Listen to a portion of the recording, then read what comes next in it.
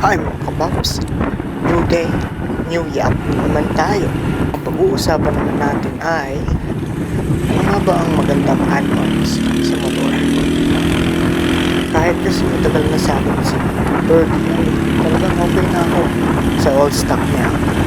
Pero kayo ba? Ano bang extra ang nilalagay ko? Help naman sana.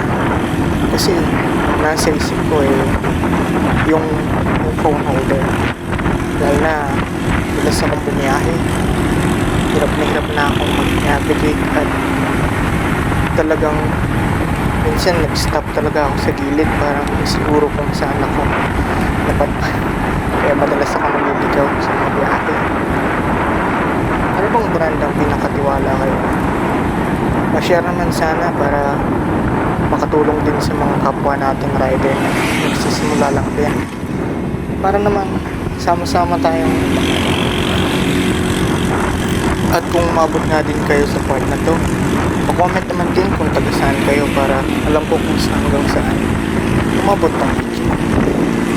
Ayun ang muna sa ngayon. Spread kindness at hanggang sa muli.